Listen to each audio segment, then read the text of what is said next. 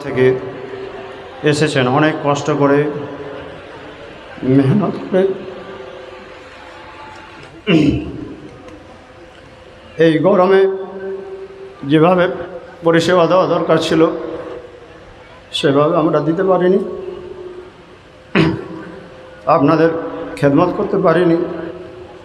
খাওয়ার কষ্ট, বসার কষ্ট, যাতায়াতের কষ্ট সব কিছু মেনে নিয়েও যেভাবে আপনারা স্বতঃস্ফূর্তভাবে এই মজলিসকে সাফল্যমণ্ডিত করেছেন তার জন্যে কোটি কোটি শুকর আপনাদের। আল্লাহ রব্বুল আলমিনের দরবারে কোটি কোটি শুকর, রসুল করিম সাল্লাল্লাহু আলাইহি ওয়াসাল্লাম কামিল মুর্শিদগণের দরবারে কোটি কোটি শুকর।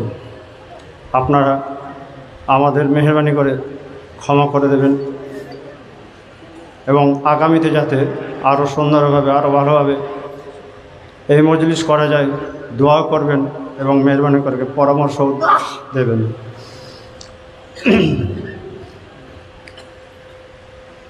এই মজলিসে বহু পীরগণ এসেছিলেন, তাদেরও ঠিকমতো বসার জায়গা,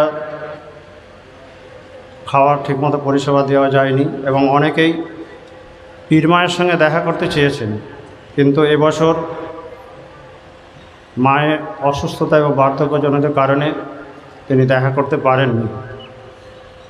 তো মেহরবানি করে আপনারা ক্ষমা করে আর দোয়া করবেন আল্লাহ যেন মাকে সম্পূর্ণ সুস্থ করে দেন, হায়াত বৃদ্ধি করে।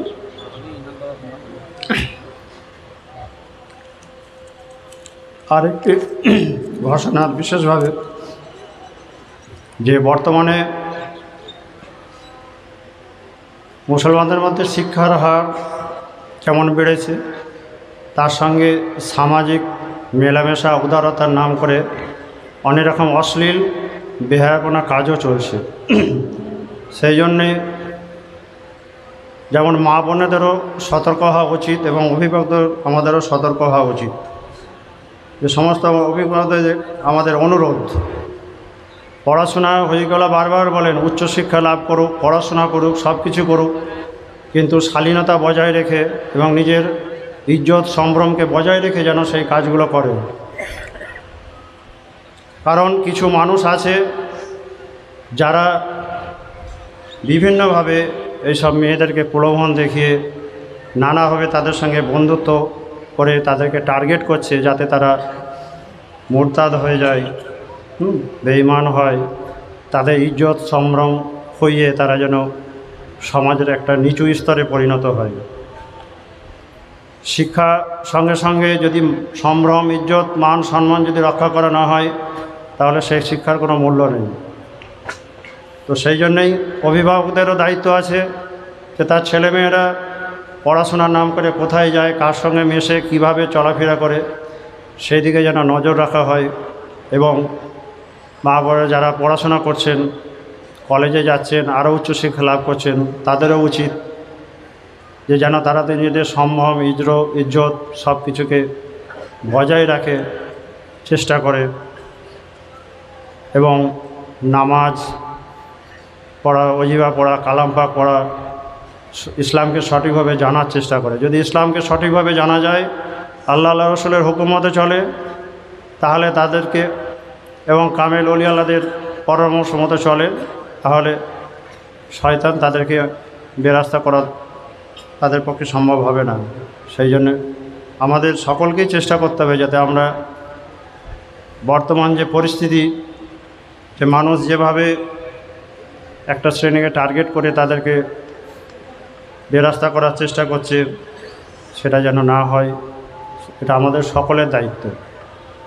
আমরা ইনশাল্লাহ চেষ্টা করব, কারণ এই পড়াশোনা করার নাম করে এই হারাম সম্পর্ক, হারাম রিলেশন, যার জন্যে সমাজটা ধ্বংস হয়ে যাচ্ছে। খুশিদা হয়ে গেলে একবার বলেছিলেন যে একটা সন্তান ভূমিষ্ঠ হবে, নেককার ইমানদার হবে যদি তার মা বাপ নেককার ইমানদার হয়, সে যদি সৎ পথে থাকে, সে যদি হালাল খায়, তবেই তার সন্তানও নেককার ইমানদার হবে।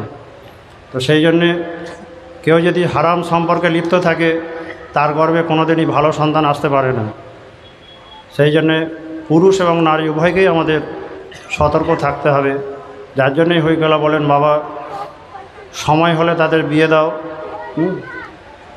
আমরা চিন্তা করি যে আমরা নিজের পায়ে দাঁড়াবো তারপরে বিয়ে করব, কিন্তু রাসূলুল্লাহ সাল্লাল্লাহু আলাইহি ওয়াসাল্লাম বলেছেন, আমাদের হইকলা বলেন সব, যে সময় হলে মেয়েদের ছেলেদের বিয়ে দাও। বিয়ে দিলে সামাজিক যে এই কলুষতাগুলো দূর হবে এবং সামাজিক যে অসুস্থতা সেটাও দূর হবে। তো সেই জন্য আমাদেরকে সেই দিকে লক্ষ্য রাখা উচিত, সেইভাবে চিন্তাভাবনা করা উচিত। শিক্ষার সঙ্গে সঙ্গে এই সামাজিক ব্যাধিগুলো যাতে দূর করা যায়, এটা আমাদেরকে সমবেতভাবে ইনশাআল্লাহ চেষ্টা করব। এটা আমাদের সকলেরই চেষ্টা করা উচিত। আসসালামু আলাইকুম।